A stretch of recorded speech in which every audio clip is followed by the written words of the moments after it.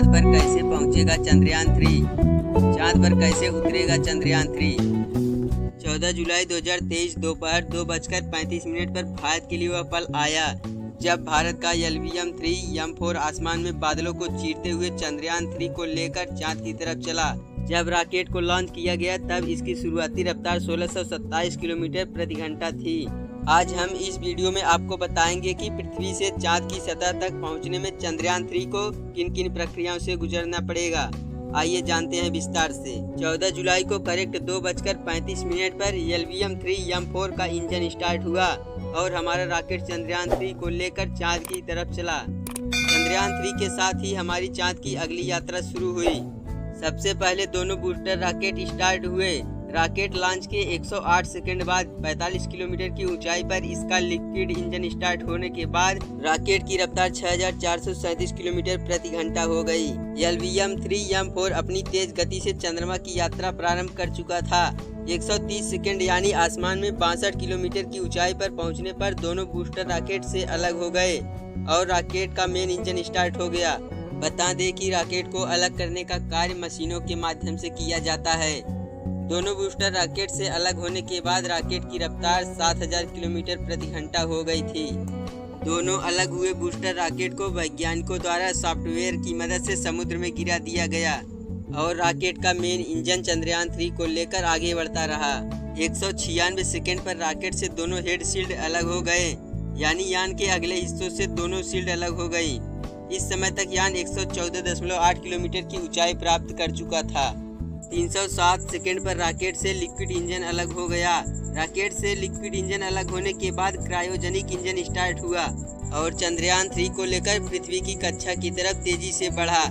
Cryogenic engine start होने के बाद रॉकेट की रफ्तार 36,968 किलोमीटर प्रति घंटा हो गई थी और कुछ दूर जाकर क्रायोजेनिक इंजन भी बंद होकर चंद्रयान-3 से अलग हो गया और भारत का चंद्रयान-3 लॉन्चिंग के 16 मिनट बाद पृथ्वी की कक्षा में स्थापित हो गया। चंद्रयान-3 धीरे धीरे अपना ऑर्बिट बढ़ाकर चांद की कक्षा में अब प्रवेश करेगा। पृथ्वी की कक्षा में पहुंचने के बाद प्रोपल्सन मॉड्यूल की सहायता से इसरो के वैज्ञानिक इसको आगे उड़ाएंगे। चंद्रयान-3 को चांद तक जाने में 6 दिन का समय लगेगा, तब वह चंद्रमा की कक्षा में प्रवेश करेगा। चांद की कक्षा में प्रवेश करने के बाद यान 13 दिन तक चांद के चक्कर लगाएगा। चंद्रयान-3 अपने साथ 3 अलग अलग हिस्से लेकर जा रहा है। सबसे पहला उड़ाने वाला हिस्सा प्रोपल्सन मॉड्यूल, दूसरा उतारने वाला हिस्सा लैंडर मॉड्यूल और आखिरी तीसरा हिस्सा है घूमकर जानकारी जुटाने वाला रोवर। इस बार ऑर्बिटर वाला हिस्सा नहीं भेजा गया है क्योंकि चंद्रयान-2 का ऑर्बिटर पहले से ही चांद के चारों ओर घूम रहा है। इसरो इसी का इस्तेमाल करेगा और जैसे ही चंद्रयान-3 चांद के 100 किलोमीटर के दायरे में पहुंचेगा, प्रोपल्सन मॉड्यूल लैंडर मॉड्यूल से अलग हो जाएगा। अब लैंडर मॉड्यूल अपनी स्पीड कम करने की कोशिश करेगा। करीब 40 से 42 दिन बाद लैंडर और रोवर चंद्रमा के साउथ पोल पर उतर जाएंगे। चंद्रयान-3 की चंद्रमा पर लैंडिंग 23 अगस्त की शाम 5:47 पर रखी गई है, लेकिन वहां सूर्योदय की स्थिति को देखते हुए इसमें बदलाव हो सकता है। चंद्रयान-3 के लैंड करने के लिए 2 स्थान निश्चित किए गए हैं। अगर यह एक स्थान पर नहीं उतर पाता है तो इसको निश्चित किए गए दूसरे स्थान पर उतारा जाएगा।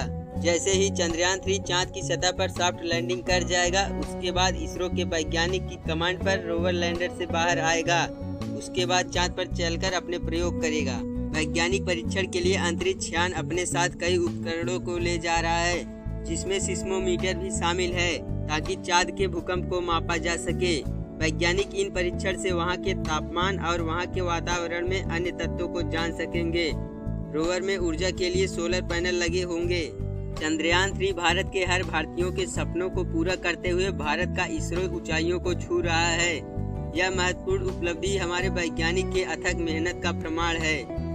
ये इन्फॉर्मेशन आपको कैसी लगी हमें कमेंट में जरूर बताएं। चंद्रयान-3 पर आगे भी अपडेट्स आती रहेंगी, इसलिए वीडियो को लाइक करके चैनल को सब्सक्राइब जरूर करें।